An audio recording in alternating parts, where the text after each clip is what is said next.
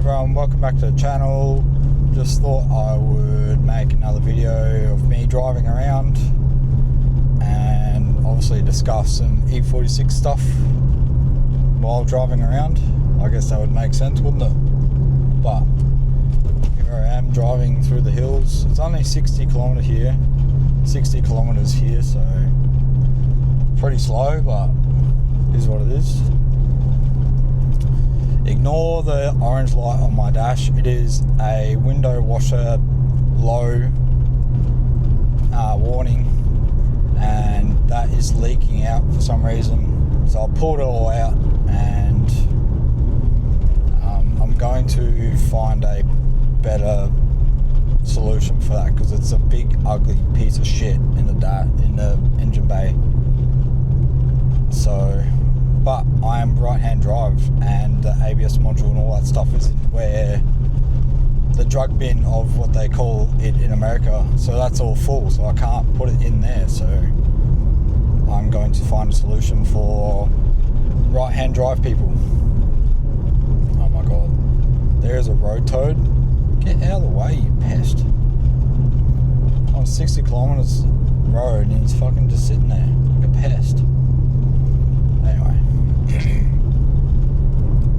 once we get to the nice part of the road, I'll just shut up for a little bit and you can enjoy the scenery before I get into the video. But today's topic, I'm just going to discuss the top 5 mods I've done for my car that you guys should probably do to yours as well, because they've helped with handling and everything else. And I've got traffic in front of me, that's great. Nothing worse than driving through the hills and you got some bloody pedestrian car just in front of you. Well, they might do alright. I don't know what this road's like in terms of pedestrian cars and being slow and stuff, so we will find out in a minute.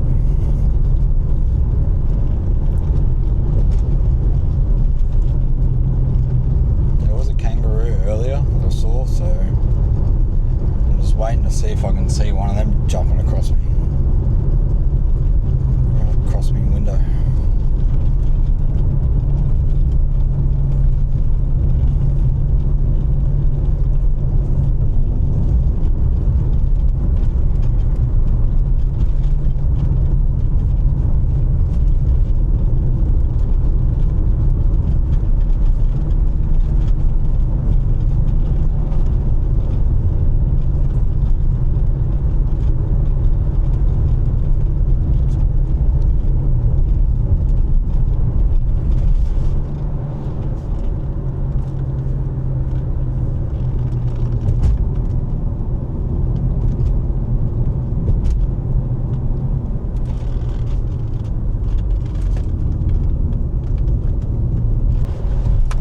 Let's start with the mods, because that's probably what you're here for. Rambled on for about 20 million years. So my first mod, probably no surprise to anyone, is maintenance. Maintenance is key for your vehicle to actually function, and these things are getting old as. Our earliest one would be like 25 years old or something around that, 25 years old. These things have vacuum lines everywhere. Trust me, I know, because I replaced all of them. And my car drives amazing now because I've replaced all these vacuum lines. So if you got purist vacuum lines and everything like that, they are robbing your horsepower from the start. This is one thing that you need to look out for, is those vacuum lines that are purist, like the suction jet pump that goes from the brake booster to the intake to create a vortex type air thing to give you more brake boost. I don't know, some weird ass thing that provides brake boost and then goes to your intake as well. Anyway, mine was snapped for so long. I was wondering why I wasn't getting any good braking power. Replaced it. Oh wow, I'll actually brake again. And then you got ones behind the intake, you got ones that go to the exhaust flap, and you got your intake boots that can rip, and all sorts. Like, these things are probably the top thing you need to inspect to make sure they're all in order, because it's just robbing you of horsepower from the get-go. Now, this thing, obviously it's only a 330, but still blitzes, still fucking goes. Still got some oomph in it, and it's not like you need to do 0 to 80 in 0.1 of a second. You're only driving 80 anyway. As long as, like, for me in the hills, as long as I can do the speed limit around corners, or majority of the corners, then I'm good. Which leads me on to my second mod, which is tyres. Tyres are the only thing that grip you to the ground. They're the only thing that contacts you on the road.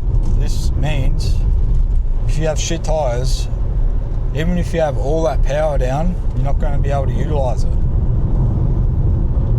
So, tyres. You need good tyres.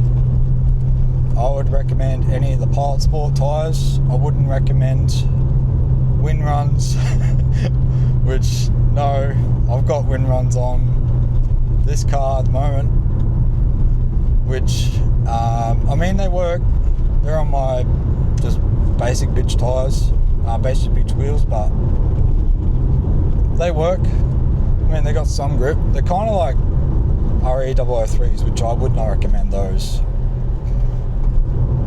They wear out too quick, and their grip just fades away so quickly. So I think a Pilot Sport 4 or 5 is where it's at, that level of tyre for these cars.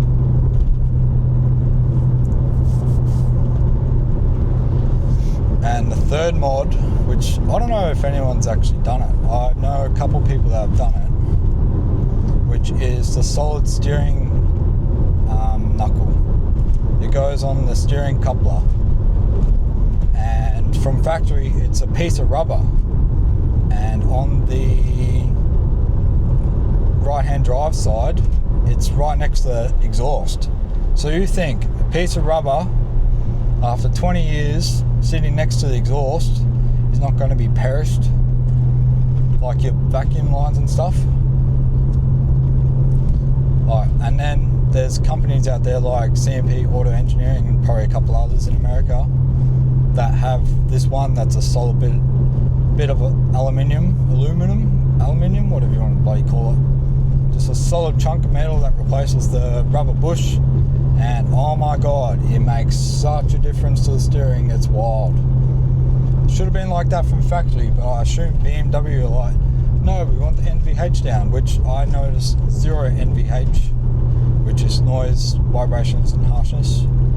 I don't know, I've driven the car with and without the solid bush, and you can just tell straight away that the steering is direct. Like, I can just go, I can turn this left and it goes left straight away.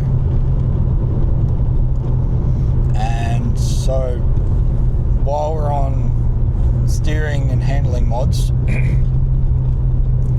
I'm going to talk about the fourth point, which is the monoball rear trailing arm bush.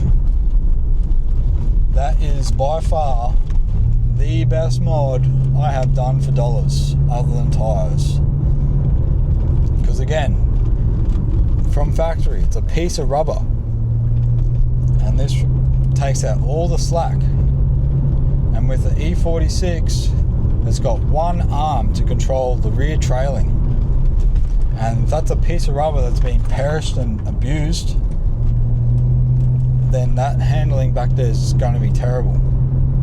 Now, with it being solid, it makes such a difference to the handling grip of the rear. It's like I can go around corners so much faster now, and my rear end will start sliding out now because I've got so much grip back there. It's insane. Like, it was a pain in the ass to install because you had to press it in. Like, I pressed mine in on the car, which probably not ideal, but it is single-handedly one of the best mods to do, because that grip is insane. Like, it makes the car drive so much nicer because it's not flopping around like a fishtail when you're in hard corners. Like, because it's going to change the angle of the arms when it's under load with a purist rubber bush, but now it's a solid piece that can barely move. You can only articulate on certain angles, and it's a bush like this big. And my last mod, I don't know about you, but I drive a lot, and I drive with music. That's not now because I'm just trying to relax, but I thought I'd grab the camera out and have a bit of a yarn. The last mod would be this radio here, the Enon whatever it is. It's got Apple CarPlay and Android Auto. It's all wireless, just connects straight away. Had zero issues with it. Like, honestly, there's probably not much else I could say on that. It's just been perfect over the stock radio. Stock radio didn't even have Bluetooth in it. There's forum posts about people saying to add Bluetooth to their stock radio, and then you can buy kits, or you can send your radio to someone to get that sort of thing added in for like $1,000 US, when these things are probably like $150 US. I mean, it looks like a big television outside your dash, but you can get other ones that look like stock radio if that tickles your fancy. But I wanted the big screen. But that's probably the best thing that money can buy as well for inside the car, because you click a button, everything's there, maps and stuff. You don't have to rely on your, like, a silly little phone mount like this that you can barely see. Just a pain in the ass, in my opinion. There's just no point in having little ass phone screens anymore when you can have these double DINs for dirt cheap. Just makes all the sense. Alright, I'm probably just going to end that here because that's all the mods that I can think of off the top of my head. But I'm just going to let you guys watch until I hit the end of this road. But if you like the video, please hit the like button and subscribe, and I'll see you in the next one. Peace out.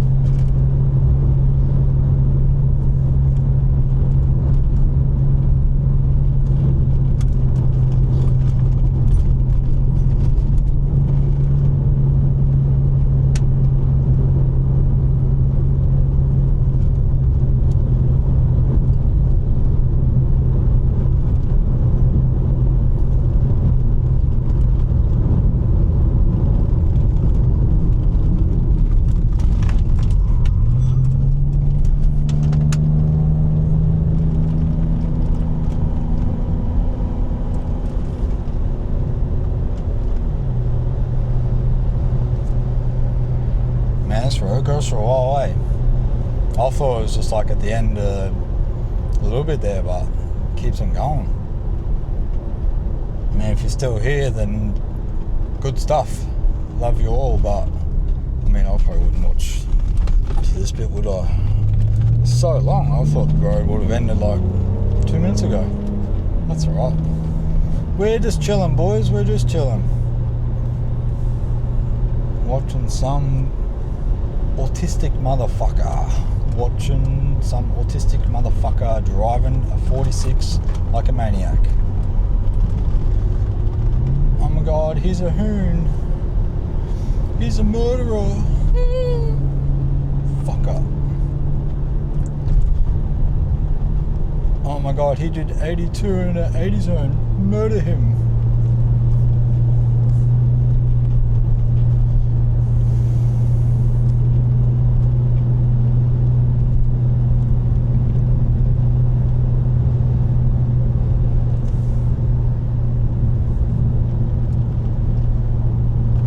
Surely we're near the end. Come on. Surely. This road's nice though. I like it. Nice and peaceful. I'm just waiting for a fucking roo to sit in the middle of the road, eh? That'd be a funny video. Just me smacking up a roo. Getting up in a fucking roo's shit. Second video on the channel, just smacking a roo.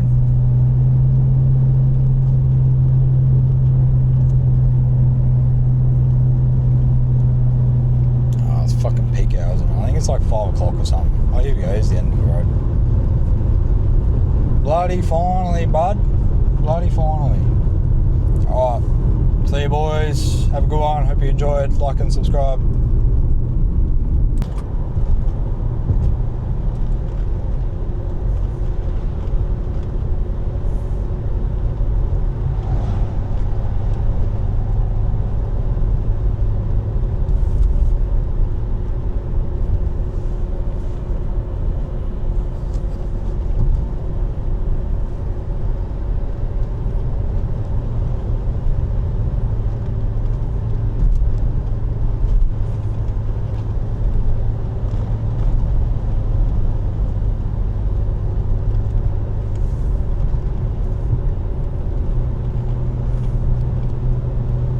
God, I got some breathing room now. This guy's actually butched it after I probably just yelled at him for the last 2 minutes for being slow.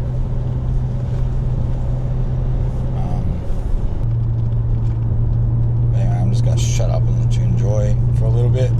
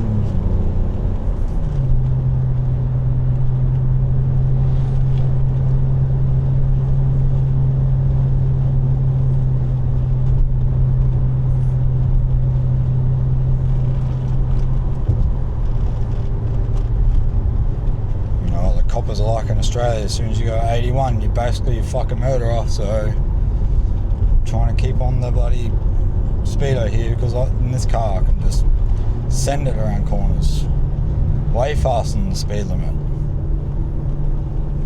Now, especially in this state, they've got fucking cameras hidden in bushes and shit, so just a lame ass country.